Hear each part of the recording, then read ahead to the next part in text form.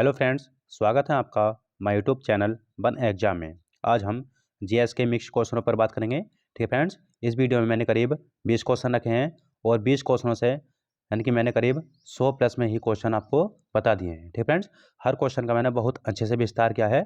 सभी friends copy pen साथ लेकर बैठे और सभी को नोट्स करते चलें। ठीक है फ्रेंड, चलो फिर शुरू करते हैं।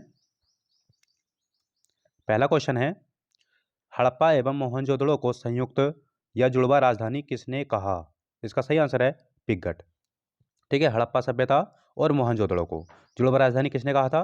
पिग्गट ने। ठीक है, ये एक इतिहासकार थे। इन्होंने हड़प्पा और मोहनजोदड़ो को क्या कहा, यानी कि जुड़वा राजधानी या फिर संयुक्त राजधानी। ठीक है, इसी के अंतर्गत कुछ क्वेश्चन आते हैं, जैसे कि भारत में मानव का सर्वप्रथम साक्ष्य कहाँ से प्राप्त हुआ? ठीक है, भारत में अगर मानव का यानी कि सर्वप्रथम साक्ष्य प्राप्त हुआ था, वो कहाँ से हुआ था? वो हुआ था आपका नर्मदा घाटी से। ठीक है, अगला क्वेश्चन पूछा जाए कि मानव के साथ कुत्ते को दफनाने के साक्ष्य है। ठीक है, मानव के साथ कुत्ते को दफनाने के साक्ष्य कहाँ से मिले? वो मिले थे यहाँ बुर्ज होम से। ठीक है, कहाँ से मिले? बुर्ज होम। बुर्ज होम कहाँ पड़ता है आपका? जम्मू कश्मीर में। ठीक है, अगला क्वेश्चन पूछा जाए कि जूते हुए खेत के साक्ष्य है। ठीक है, जूते हुए खेत के साक्ष्य कहाँ से मिले हैं? ये मिले हैं आपको कालीबंगा से। ठीक है, कहाँ से मिले हैं? कालीबंगा। कालीबंगा कहाँ पड़ता है आपका? राजस्थान में। ठीक है, राजस्थान में आता है। किस नदी के किनारे आता है?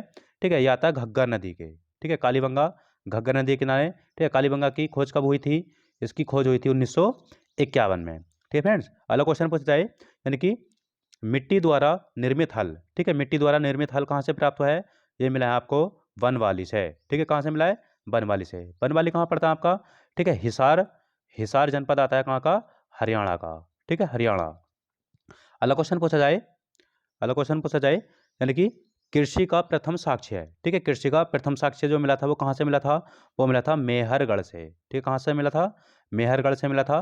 ठीक है, मेहरगढ़ कहाँ पड़ता है आपका? बलूचिस्तान। ठीक है, बलूचिस्तान में पड़ता है मेहरगढ़। ठीक है, बलूचिस्तान किसके अंतर्गत आएगा? पाकिस्तान के। ठीक फ्रेंड्स, पूछा जाए, यानी कि जो हड़प्पा सभ्यता थी उसकी खोज कब की गई थी? इसकी खोज की गई थी 1921 में। किसके द्वारा की गई थी बताओ? ये की गई थी दयाराम शाहनी के द्वारा। ठीक है, ऐसा था कि मोहनजोदड़ो की खोज कब की गई थी? 1922 में। ठीक है, किसके द्वारा की गई थी? राखल दास बनर्जी के द्वारा। ठीक है फ्रेंड्स, इसका सही आंसर क्या जाएगा कि हड़प्पा एवं मोहनजोदड़ो को संयुक्त या जुड़वा राजधानी किसने कहा? तो पिग्गट ने। अगला क्वेश्चन है, सांख्य दर्शन के प्रवर्तक कौन थे? इसका सही आंसर है कपिल मुनि। ठीक है, यानी कि प्राचीन भारत में या भारत में यानी कि प्राचीन समय में बहुत से दर्शन स्थापित किए गए थे। ठीक है, जिसके निम्न प्रवर्तक भी रहे थे, जैसे कि सांख्य दर्शन के प्रवर्तक कौन थे आपके? कपिल मुनि। ठीक है, योग दर्शन के प्रवर्तक कौन थे? योग दर्शन। ठीक है, योग दर्शन के प्रवर्तक थे पतंजलि। ठीक है, योग दर्शन के प्रवर्तक पतंजलि। ठीक है, फिर एक आया था आपका न्याय दर्शन। ठीक है, न्याय दर्शन के प्रवर्तक के यानी कि महर्षि गौतम। ठीक है, एक आया था आपका पूर्व मीमांसा। पूर्व मीमांसा। ठीक है, पूर्व मीमांसा के प्रवर्तक कौन थे? जैमिनी। ठीक है, कौन थे? जैमिनी थे। और उत्तर मीमांसा दर्शन के कौन थे? बादरायण। ठीक है, बादरायण। ठीक है, उत्तर मीमांसा के प्रवर्तक बादरायण। इसका सही आंसर क्या जाएगा कि सांख्य दर्शन के प्रवर्तक कौन थे? तो कपिल मुनि। अगला क्वेश्चन है, गौतम बुद्ध को एशिया का ज्योतिपुंज किसने कहा? ठीक है, एशिया का ज्योतिपुंज। ठीक है, एशिया का ज्योतिपुंज आ जाए या फिर लाइट ऑफ एशिया आ जाए। ठीक है, यानी कि गौतम बुद्ध को एशिया का ज्योतिपुंज किसने कहा था? एडविन अर्नाल्ड ने। ठीक है, किसने कहा था? एडविन अर्नाल्ड ने। ठीक है, पूछ जाए कि गौतम बुद्ध के बचपन का नाम क्या था? सिद्धार्थ। ठीक है, क्या था? सिद्धार्थ। ठीक है, गौतम बुद्ध का जन्म कब हुआ था? इनका जन्म हुआ था 563 ईस्वी पूर्व में। ठीक है, 563 ईस्वी पूर्व में। कहाँ हुआ था? लुम्बिनी, नेपाल में। ठीक है, इनकी मृत्यु कब हुई थी?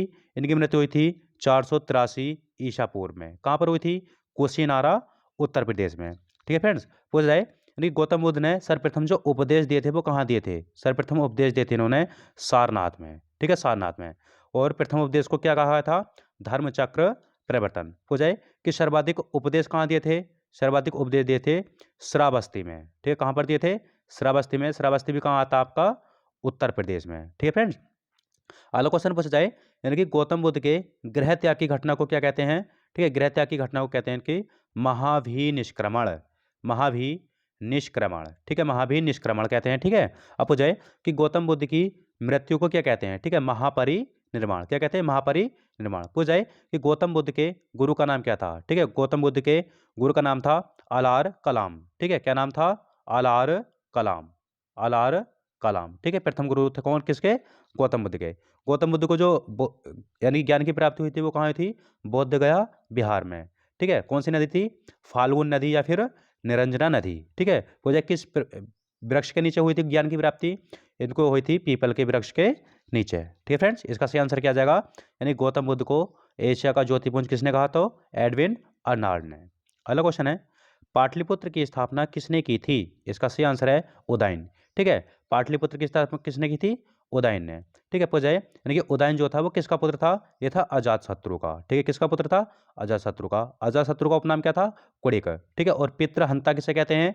पितृहंता। ठीक है, पितृहंता कहते हैं यानी कि उदयन को, क्योंकि उदयन ने अपने पिता अजातशत्रु की मृत्यु की थी। ठीक है फ्रेंड्स, यानी कि मगध वंश पर 3 वंश आए थे। एक आया था आपका हर्यक वंश।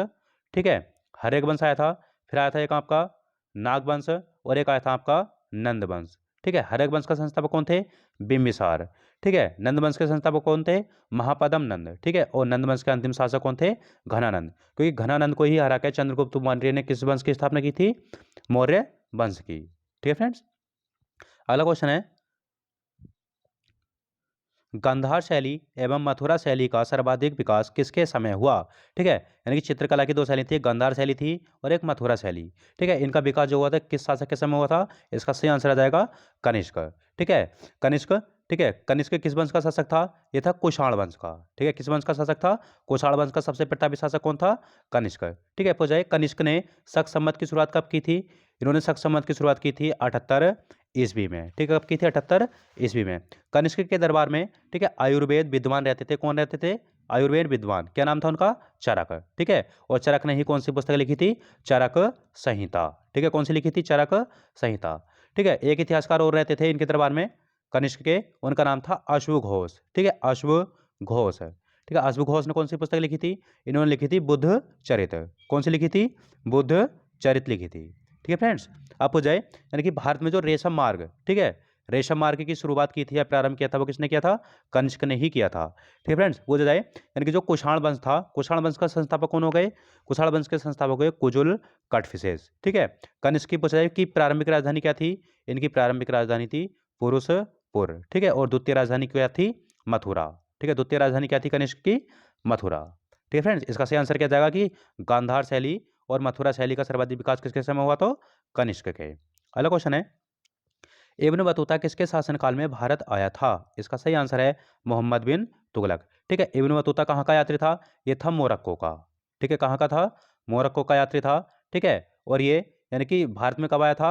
यानी कि भारत में आया था 1333 ईस्वी में। किसके दरबार यानी किसके समय आया था? तो मोहम्मद बिन तुगलक के समय आया था। ठीक है फ्रेंड्स, पूछ जाए यहाँ पर मोहम्मद बिन तुगलक आया। ठीक है, मोहम्मद बिन तुगलक किस वंश का शासक था? ये थे आपके तुगलक वंश के। ठीक है, तुगलक वंश का संस्थापक कौन था? ठीक है, गयासुद्दीन तुगलक। ठीक है, गयासुद्दीन तुगलक थे तुगलक वंश के संस्थापक। पूछे कि सांकेतिक मुद्रा का प्रचलन किसने किया था? सांकेतिक मुद्रा आई थी, और एक तुम्हारी आई थी चमड़े की मुद्रा। ठीक है, सांकेतिक और चमड़े की मुद्रा का प्रचलन किसने किया था? मोहम्मद बिन तुगलक ने ही किया था। ठीक है फ्रेंड्स, पूछ जाए यानी कि जो तुम्हारे यानी कि अमीर ए कोही। ठीक है, अमीर ए कोही। ठीक है, कृषि विभाग बनाया था अमीर ए कोही। अमीर ए कोही।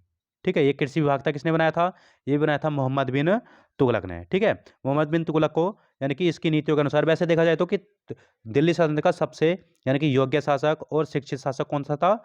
मोहम्मद बिन तुगलक ही था। ठीक है, पर क्योंकि इसकी नीतियों से ही इसे पागल बादशाह कहा जाता था। ठीक है, क्योंकि ये कोई भी कार्य करता था तो उसमें असफल रहता था, कभी भी सफल नहीं हो पाता था। ठीक है, यानी कि मोहम्मद बिन तुगलक को पागल बादशाह, ठीक है, और रक्त पिपासु भी कहा जाता है। ठीक है फ्रेंड्स, पूछा यानी कि यानी कि मोहम्मद बिन तुगलक ने अपनी राजधानी दिल्ली से कहाँ स्थानांतरित की थी?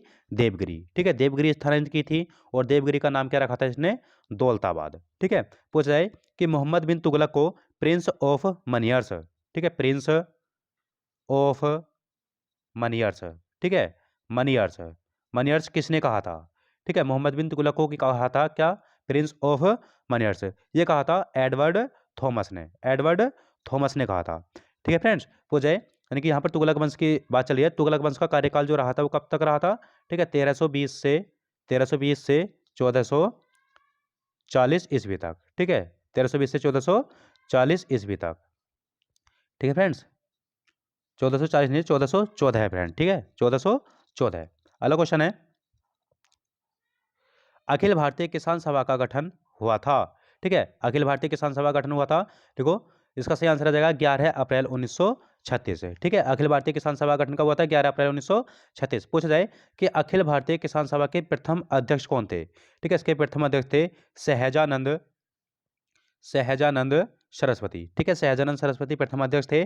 पूछा जाए कि महासचिव कौन थे? अखिल भारतीय किसान सभा के प्रथम महासचिव थे एन जी रंगा। ठीक है, एन जी रंगा। ठीक है, एन जी रंगा थे प्रथम सभापति। हो जाए यानी कि किसानों की समस्याओं को हल करने के लिए एक पत्रिका निकाली गई थी। कौन सी थी? हुकार। ठीक है, हुकार पत्रिका थी। और हुकार पत्रिका की संपादन किसने किया था? स्वामी सहजानंद सरस्वती ने। ठीक है फ्रेंड्स, अगला क्वेश्चन है, कांग्रेस के किस अधिवेशन में मौलिक अधिकार की मांग की गई थी? इसका सही आंसर है ऑप्शन, यानी कि इसका सही आंसर है कराची अधिवेशन 1931। ठीक है, यानी कराची अधिवेशन में किसकी मांग की गई थी? मौलिक अधिकारों की। ठीक है, कराची अधिवेशन, ठीक है, कहाँ पर हुआ था? कराची में हुआ था। ठीक है, इसकी अध्यक्षता किसने की थी? वल्लभ भाई पटेल ने। किसने की थी? वल्लभ भाई पटेल ने की थी। ठीक है फ्रेंड्स, पूछ जाए, यानी कि कराची अधिवेशन में गांधी जी ने एक नारा दिया था। क्या दिया था? ठीक है, गांधी जी ने नारा दिया था कि गांधी मर सकता है लेकिन गांधीवाद सदा जिंदा रहेगा। ठीक है फ्रेंड्स, हो जाए, इसके अंतर्गत और भी अधिवेशन देख लो थोड़े बहुत। ठीक है, पूछा जाता है कि यानी कि भारतीय राष्ट्रीय कांग्रेस का प्रथम यानी कि एकमात्र अधिवेशन जो गांव में आयोजित हुआ। ठीक है, एकमात्र अधिवेशन था जो गांव में आयोजित हुआ, वो था तुम्हारा फैजपुर अधिवेशन। ठीक है, फैजपुर अधिवेशन कब हुआ था? 1937 में। अध्यक्षता किसने की थी? ये की थी जवाहरलाल नेहरू ने। किसने की थी? जवाहरलाल नेहरू ने। ठीक है, पूछा जाए, यानी कि भारतीय राष्ट्रीय कांग्रेस की प्रथम महिला अध्यक्ष कौन थी? वो थी आपकी एनी बेसेंट। ठीक है, कौन थी? एनी बेसेंट थी। एनी बेसेंट कब बनी थी बताओ? एनी बेसेंट ये बनी थी 1917 में। किस अधिवेशन में? कलकत्ता अधिवेशन में। पूछा जाए कि भारतीय राष्ट्रीय कांग्रेस की प्रथम भारतीय महिला अध्यक्ष, ठीक है, प्रथम भारतीय महिला अध्यक्ष थी सरोजिनी नायडू। ठीक है, सरोजिनी नायडू थी। ठीक है, और ये जो बनी थी कब बनी थी? 1925 में। कौन से अधिवेशन में? कानपुर अधिवेशन में। ठीक है फ्रेंड्स, और पूछा जाए, यानी कि जो तुम्हारा यानी कि मुस्लिम लीग थी, मुस्लिम लीग का समझौता जो हुआ था वो किस अधिवेशन में हुआ था? ठीक है, मुस्लिम लीग का समझौता हुआ था 1916 का लखनऊ अधिवेशन में। ठीक है, किसमें हुआ था? लखनऊ अधिवेशन में। ठीक है, और लखनऊ अधिवेशन की अध्यक्षता किसने की थी? अंबिका चरण मजूमदार ने। ठीक है फ्रेंड्स, अगला क्वेश्चन है, मिरातुल अखबार के संपादक कौन थे? इसका सही आंसर आ जाएगा राजा राम मोहन राय। ठीक है, मिरातुल अखबार। ठीक है, मिरातुल अखबार के संपादक कौन थे? राजा राम मोहन राय। ठीक है, इन्होंने कब निकाला था? इन्होंने निकाला था 1822 में। ठीक है, मिरातुल अखबार कब निकाला था? 1822 में। ठीक है फ्रेंड्स, और पूछा जाए, यानी कि भारत का प्रथम समाचार पत्र कौन सा था? ठीक है, भारत का प्रथम समाचार पत्र था बंगाल गजट। ठीक है, कौन सा था? बंगाल गजट था। ठीक है, कब निकाला गया था बताओ? बंगाल गजट निकाला गया था 1780 में। किस बादशाह के समय? वारेन हेस्टिंग्स के। ठीक है, पूछा जाए कि बंगाल गजट कहाँ से प्रकाशित होता था? ये प्रकाशित होता था, ठीक है, कोलकाता से। इसके संपादक कौन थे बंगाल गजट के? James Augustus Hicky. ठीक है, पूछा जाए कि भारत का प्रथम हिंदी समाचार पत्र, ठीक है, भारत का प्रथम हिंदी समाचार पत्र, उसका नाम था उदंत मार्तंड। ठीक है, उदंत मार्तंड। ठीक है, मार्तंड। ठीक है, पूछा जाए, यानी कि उदंत मार्तंड कब निकला था? ये निकला था 30 मई 1900 यानी कि 1826 को। 30 मई 1826 को निकला था। कहाँ से निकला था? कोलकाता से। इसके संपादक कौन थे उदंत मार्तंड के? वो थे पंडित जुगल किशोर शुक्ल। ठीक है, पंडित जुगल किशोर शुक्ल। ठीक है, इसके अंतर्गत और भी समाचार पत्र देख लो। एक आया था आपका रस्त गफ्तौर। ठीक है, रस्त गुफ्तो गोफ्तार। ठीक है, रस्त गोफ्तार। इसके संपादक कौन थे? इसके संपादक थे आपके दादा भाई नौरोजी। ठीक है, दादा भाई नौरोजी थे। ठीक है, रस्त गफ्तौर समाचार पत्र कब निकाला गया था? ये निकाला गया था 1851 में। कहाँ से निकाला गया था? मुंबई से। ठीक है, अगला देखो, द लीडर। ठीक है, हो जाए कि द लीडर। द लीडर समाचार पत्र कब निकाला गया था? ये निकाला गया था 1918 में। ठीक है, इसके संपादक कौन थे? इसके संपादक थे मदन मोहन मालवीय। ठीक है, मदन मोहन मालवीय। ठीक है, मदन मोहन मालवीय थे। ठीक है, कहाँ से निकलता था? ये निकलता था आपका इलाहाबाद से। ठीक है, कहाँ से निकालते थे? इलाहाबाद से। ठीक है फ्रेंड्स, अगला देखो, एक आया था आपका नवजीवन। ठीक है, नवजीवन आ जाए, नवजीवन। और एक आया था आपका यंग इंडिया। ठीक है, यंग इंडिया। ठीक है, ये दोनों समाचार पत्र निकाले गए थे 19 में। किसके द्वारा निकाले गए थे? ये निकाले गए थे महात्मा गांधी द्वारा। कहाँ से निकलते थे? अहमदाबाद गुजरात से। ठीक है, अहमदाबाद गुजरात से महात्मा गांधी संपादक थे इसके। ठीक है, महात्मा गांधी ने एक पत्रिका और निकाली थी जिसका नाम था इंडियन ओपिनियन। Indian opinion. ठीक है, इंडियन ओपिनियन इन्होंने निकाली थी 1903 में। कहाँ से निकाली थी? इन्होंने निकाली थी दक्षिण अफ्रीका से। कहाँ से निकाली थी? दक्षिण अफ्रीका से। ठीक है फ्रेंड्स, अब पूछा यानी कि मिरातुल अखबार के संपादक कौन थे? तो राजा राम मोहन राय। कब निकला था? 1822 में। अगला क्वेश्चन है, 8 डिग्री चैनल किसे अलग करता है? ठीक है फ्रेंड्स, 8 डिग्री चैनल किसे अलग करता है? इसका सही आंसर आ जाएगा मालदीव एवं मिनिकॉय। ठीक है फ्रेंड्स, देखो 8 डिग्री चैनल, ठीक है 8 डिग्री चैनल, और फिर उसके बाद 9 डिग्री चैनल, और फिर उसके बाद आता है आपका 10 डिग्री चैनल। ठीक है, 8 डिग्री पूछा जाए तो किस किस के बीच आएगा? ठीक है, यानी कि मालदीव, ठीक है मालदीव, मालदीव नीचे आ जाएगा, और बीच में क्या आ जाएगा आपका? मिनिकॉय। ठीक है, क्या आ जाएगा? मिनिकॉय आ जाएगा। ठीक है, फिर उसके ऊपर क्या आएगा? लक्षद्वीप। ठीक है, क्या आएगा? लक्षद्वीप। ठीक है, लक्षद्वीप। ठीक है, पूछ जाए इनके 8 डिग्री चैनल किसके बीच है? तो मालदीव और मिनिकॉय को अलग करता है, या फिर बीच में है। ठीक है, पूछा जाए कि 9 डिग्री चैनल, ठीक है 9 डिग्री चैनल लक्षद्वीप और मिनिकॉय के बीच है। ठीक है, 9 डिग्री चैनल किसके बीच है? लक्षद्वीप और मिनिकॉय। ठीक है, लक्षद्वीप और मिनिकॉय के। पूछा जाए कि 10 डिग्री चैनल, ठीक है 10 डिग्री चैनल ये है आपका लघु अंडमान, लघु अंडमान और कार निकोबार। ठीक है, और कार निकोबार। ठीक है फ्रेंड्स, कार निकोबार। पूछ जाए लेकिन डंकन पास। ठीक है, एक और आता है आपका कि डंकन पास। डंकन पास किसके मध्य स्थित है? ठीक है, इसका सही आंसर आ जाएगा यानी कि लघु अंडमान। ठीक है, लघु अंडमान और लघु अंडमान आ जाएगा, और दक्षिण अंडमान। ठीक है फ्रेंड्स, एक आता है आपका कोको स्ट्रेट। ठीक है, कोको चैनल या फिर कोको स्टेट। ठीक है, कोको चैनल आएगा आपका यानी कि कोको द्वीप। ठीक है, कोको द्वीप आता है तुम्हारे म्यांमार। ठीक है, म्यांमार के अंतर्गत। ठीक है, कोको द्वीप और उत्तरी अंडमान के बीच कौन सा आएगा? Coco Chanel. ठीक है, पूछा है कि पाक स्ट्रेट और मन्नार की खाड़ी। ठीक है, पाक स्ट्रेट भारत और श्रीलंका के बीच, या फिर तमिलनाडु और श्रीलंका भी कह सकते हो, और मन्नार की खाड़ी भी तमिलनाडु और श्रीलंका के मध्य है। ठीक है फ्रेंड्स, इसका सही आंसर क्या जाएगा कि 8 डिग्री चैनल किसको अलग करता है? तो मिनिकॉय और मालदीव को। ठीक है, मालदीव और मिनिकॉय को। अगला क्वेश्चन है, भारत का सबसे गहरा बंदरगाह है? इसका सही आंसर आ जाएगा विशाखापत्तनम। ठीक है, भारत का सबसे गहरा बंदरगाह विशाखापत्तनम। कहाँ आएगा? यह आएगा आपका आंध्र प्रदेश में। ठीक है, किस राज्य में है? आंध्र प्रदेश में। ठीक है, पूछा है कि भारत में बड़े बंदरगाहों की संख्या कितनी है? 13 है। ठीक है, बड़े बंदरगाहों की संख्या कितनी है? 13 है। वैसे तो छोटे छोटे काफ़ी हैं, करीब 200 प्लस में बंदरगाह हैं। ठीक है फ्रेंड्स, पूछा इनसे अंतर्गत अब यहाँ पर विशाखापत्तनम बंदरगाह आ गया, कहाँ पर है? आंध्र प्रदेश में। तो कुछ और बंदरगाह देख लेते हैं भारत के। ठीक है, पूछ जाए कि भारत का यानी कि ज्वारीय बंदरगाह कौन सा है? ठीक है, भारत का ज्वारीय बंदरगाह आता है आपका कांडला बंदरगाह। ठीक है, कांडला बंदरगाह कहाँ था आपका? ठीक है, गुजरात में। कांडला बंदरगाह कहाँ था आपका? गुजरात में। ठीक है, और गुजरात नहीं आए तो क्या आएगा? कच्छ का रण। ठीक है, कच्छ का रण गुजरात में। ठीक है, पूछ जाए कि भारत का सबसे बड़ा प्राकृतिक बंदरगाह कौन सा है? ठीक है, सबसे बड़ा प्राकृतिक बंदरगाह आ जाएगा आपका मुंबई। ठीक है, सबसे बड़ा बंदरगाह या फिर प्राकृतिक सबसे बड़ा बंदरगाह आएगा मुंबई। ठीक है, मुंबई का ही भार कम करने के लिए एक बंदरगाह और स्थापित किया गया था महाराष्ट्र में, जिसका नाम था नाहवा शेवा बंदरगाह। ठीक है, नाहवा शेवा बंदरगाह। ठीक है, नाहवा शेवा बंदरगाह का अन्य नाम क्या है? जवाहरलाल नेहरू बंदरगाह। ठीक है, आगा अगला बंदरगाह देखो मारमा गोवा। ठीक है, मारमा गोवा बंदरगाह कहाँ स्थित है? यह आ जाएगा आपका गोवा में। किस राज्य में? गोवा में। पूछा है कि कोच्चि बंदरगाह। ठीक है, कोच्चि बंदरगाह आ जाएगा आपका केरल में। ठीक है, कहाँ पर आ जाएगा? केरल में। ठीक है, तमिलनाडु में 3 बंदरगाह आते हैं। ठीक है, एक तो आता चेन्नई बंदरगाह, चेन्नई बंदरगाह। ठीक है, अगला आता है आपका तूतीकोरिन, तूतीकोरिन, तूतीकोरिन बंदरगाह, और एक आता है आपका एन्नोर बंदरगाह। ठीक है, एन्नोर बंदरगाह। ये तीनों बंदरगाह कहाँ आपके? तमिलनाडु में। किस राज्य में है? तमिलनाडु में। ठीक है, एक आता है आपका पारादीप बंदरगाह। ठीक है, पारादीप, पारादीप आएगा आपका ओडिशा में। किस राज्य में आएगा? ओडिशा में। ठीक है फ्रेंड्स, और पूछ जाए यानी कि कोलकाता बंदरगाह तो पश्चिम बंगाल में। ठीक है फ्रेंड्स, इसका सही आंसर क्या जाएगा कि भारत का सबसे गहरा बंदरगाह कौन सा है? विशाखापत्तनम। विशाखापत्तनम किसमें है? आंध्र प्रदेश में। अगला क्वेश्चन है, माउंट मेरापी ज्वालामुखी कहाँ स्थित है? इसका सही आंसर है इंडोनेशिया। ठीक है, माउंट मेरापी ज्वालामुखी कहाँ है? इंडोनेशिया में। ठीक है, ये एक सक्रिय ज्वालामुखी है। कैसा ज्वालामुखी है? सक्रिय ज्वालामुखी। ठीक है, सक्रिय ज्वालामुखी किसे कहते हैं?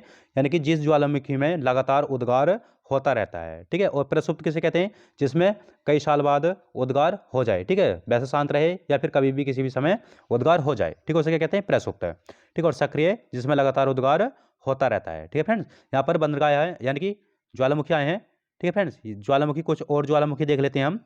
ठीक है, विश्व में स्थित। ठीक है, देखो एक आता है आपका कोटोपैक्सी। ठीक है, कोटोपैक्सी, कोटोपैक्सी, कोटोपैक्सी ज्वालामुखी कहाँ स्थित है बताओ? इक्वाडोर में। कहाँ पर स्थित है? इक्वाडोर। ठीक है, कोटोपैक्सी ज्वालामुखी इक्वाडोर में। माउंट एटना, ठीक है, एटना ज्वालामुखी आ जाए।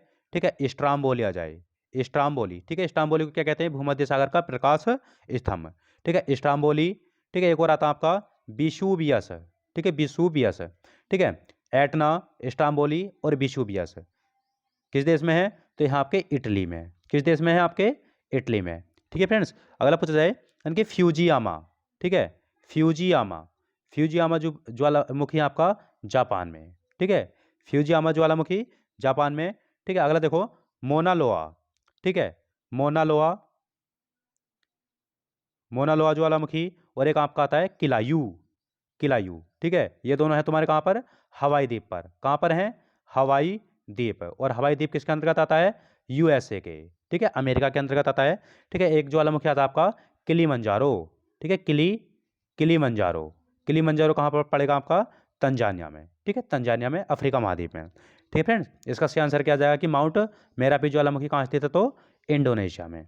अगला क्वेश्चन है, एशिया को अफ्रीका से कौन सी नहर अलग करती है? ठीक है, इसका सही आंसर आ जाएगा सुएज नहर। ठीक है, एशिया को अफ्रीका से कौन सी नहर अलग करती है?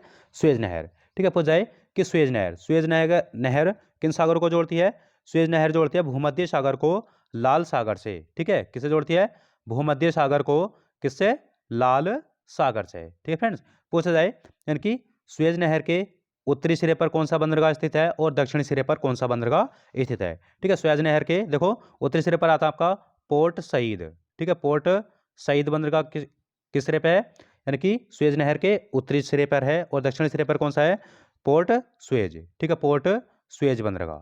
ठीक है, पोर्ट सईद और पोर्ट सुएज किसके बंदरगाह है? सुएज नहर के। ठीक है, दोनों सिरों पर स्थित है। ठीक है फ्रेंड, अगला क्वेश्चन है, संविधान निर्माण के लिए प्रांतीय संविधान समिति के अध्यक्ष थे। ठीक है फ्रेंड्स, यानी कि संविधान निर्माण के लिए यानी कई करीब 13 से अधिक समितियां स्थापित की गई थी, जिसमें कुछ समितियों के मैं यहाँ पर अध्यक्ष लेकर आया हूँ और समितियों के नाम मिलाया हूँ। ठीक है फ्रेंड्स, अब यहाँ पर पूछा गया कि संविधान निर्माण के लिए प्रांतीय संविधान समिति के अध्यक्ष थे। इसका सही आंसर आ जाएगा वल्लभ भाई पटेल। ठीक है, प्रांतीय संविधान समिति के अध्यक्ष कौन थे? वल्लभ भाई पटेल। ठीक है, इसी के अंतर्गत पूछा जाए यानी कि संघीय संविधान समिति, ठीक है, संघीय संविधान समिति और संघ शक्ति समिति। ठीक है, संघीय संविधान समिति और संघ शक्ति समिति के अध्यक्ष कौन थे? ये थे आपके जवाहरलाल नेहरू। ठीक है, कौन थे? जवाहरलाल नेहरू थे। ठीक है, अगला पूछ रहे कि संचालन समिति के अध्यक्ष कौन थे? ठीक है, संचालन, संचालन समिति के अध्यक्ष थे राजेंद्र प्रसाद। ठीक है, कौन थे? राजेंद्र प्रसाद थे। ठीक है, पूछ रहे कि प्रारूप समिति के अध्यक्ष कौन थे? ठीक है, प्रारूप, प्रारूप समिति के अध्यक्ष थे भीमराव अंबेडकर। ठीक है, बी आर अंबेडकर। ठीक है फ्रेंड्स, पूछा जाए कि प्रारूप समिति में कुल कितने सदस्य थे? 7। अध्यक्ष कौन थे? भीमराव अंबेडकर।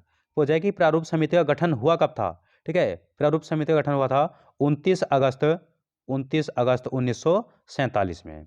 ठीक है फ्रेंड्स, अगला क्वेश्चन है, किस बात ने प्रस्तावना को संविधान का भाग माना था? ठीक है फ्रेंड्स, पीछे एक क्वेश्चन आया था कि यानी कि किस बात ने यानी कि जो प्रस्तावना थी उद्देशिका को यानी कि संविधान का भाग नहीं माना था। ठीक है, वो बात था तुम्हारा बेरूवाड़ी वाद। ठीक है, वो कब आया था? 1960 में। ठीक है, इसमें पूछा गया है यानी कि कब आया था बेरूवाड़ी वाद? बेरूवाड़ी वाद आया था 1960 में। ठीक है फ्रेंड्स, अब पूछ जाए यानी कि प्रस्तावना को संविधान की कुंजी किसने कहा था? ठीक है, प्रस्तावना को संविधान की कुंजी कहा था के एम मुंशी ने। ठीक है, के एम मुंशी ने। के एम मुंशी का पूरा नाम क्या है? कन्हैयालाल माणिकलाल मुंशी। ठीक है, कन्हैयालाल माणिकलाल मुंशी। ठीक है, पूछ जाए यानी कि प्रस्तावना में समाजवाद, समाजवाद, फिर एक शब्द आया था आपका पंथ निरपेक्ष, पंथ, पंथ निरपेक्ष, और एक शब्द था आपका अखंडता। ठीक है, अखंडता। ठीक है, प्रस्तावना में 3 शब्द जोड़े गए थे, समाजवाद, पंथ निरपेक्ष और अखंडता। ठीक है, ये जोड़े गए थे आपके 42वां संविधान संशोधन हुआ था, कब हुआ था? 1976 में।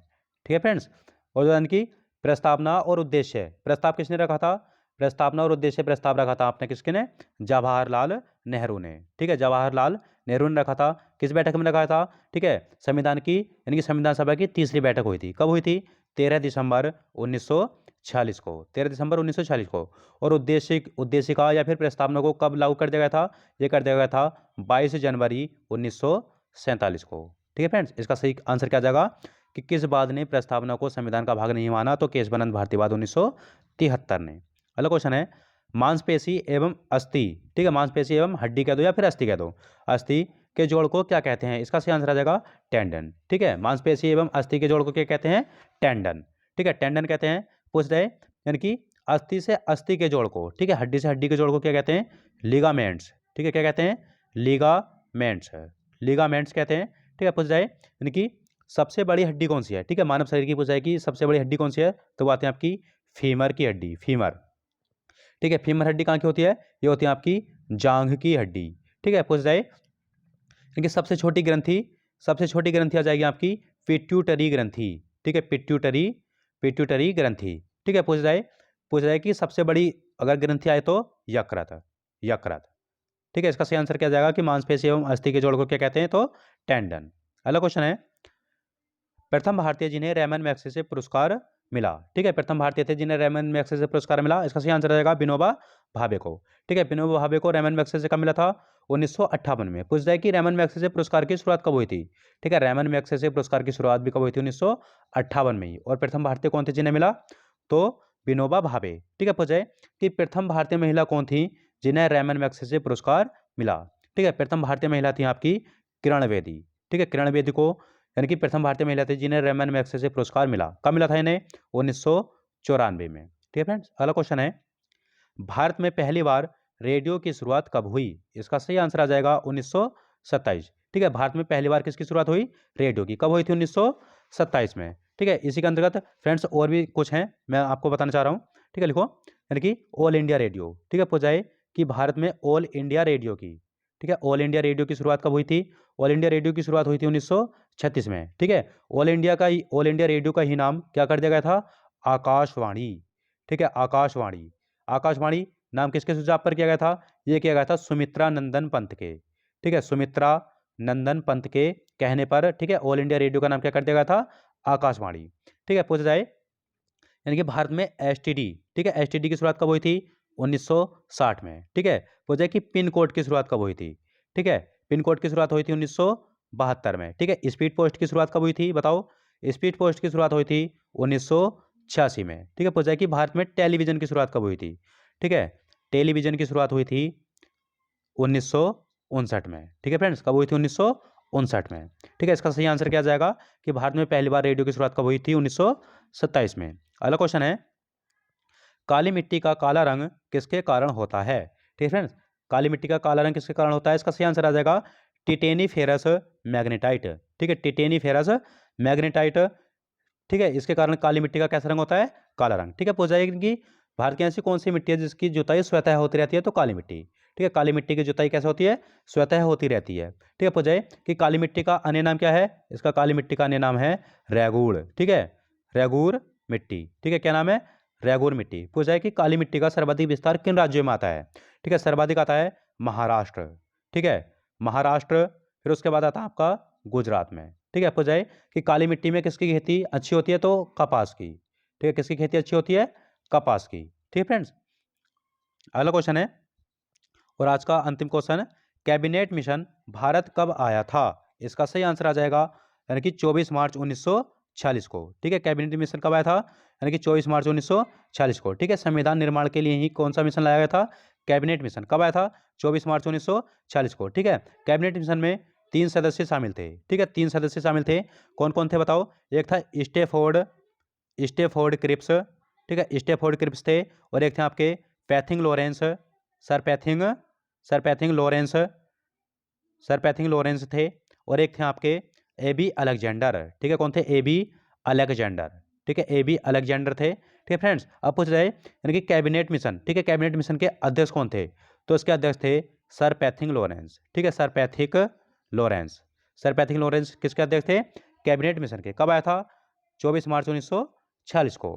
ठीक है फ्रेंड्स, आज मैंने आपको 20 इंपॉर्टेंट क्वेश्चन करवाए थे और करीब मान के चलना, अगर कॉपी में नोट किए होंगे तो देखना करीब 100 प्लस में ही आपके क्वेश्चन हो गए होंगे। ठीक है फ्रेंड्स, सभी को अच्छे से यानी कि याद करना, रिवीजन करना, और एग्ज़ाम जल्दी आने वाला है। ठीक है, 9 अप्रैल में आपका एग्ज़ाम है ही forest guard, Uttarakhand forest guard का। ठीक है फ्रेंड्स, और जिसने भी हमारी प्रीवियस वीडियो नहीं देखी हो तो वो प्ले लिस्ट में जाके प्रीवियस वीडियो ज़रूर देखना। ठीक है फ्रेंड्स, अगर आप मुझे सहयोग करोगे तो आप देखना कि आपको करीब मान के चलना, अगर 100 वीडियो मेरी देख ली तो करीब देखना कि हर एग्ज़ाम में बहुत अच्छे क्वेश्चन आएंगे। ठीक है, ज़्यादा से ज़्यादा क्वेश्चन अपनी ही वीडियो में से आएंगे। मैं हर क्वेश्चन का बहुत अच्छे से विस्तार करता हूँ कि आगे पीछे का कोई भी क्वेश्चन नहीं बचना चाहिए। ठीक है फ्रेंड्स, इसलिए चैनल को शेयर करते रहें और सब्सक्राइब करते रहें, लाइक भी करते रहें। ठीक है फ्रेंड्स, आज के लिए बहुत है। जय भारत, जय उत्तराखंड।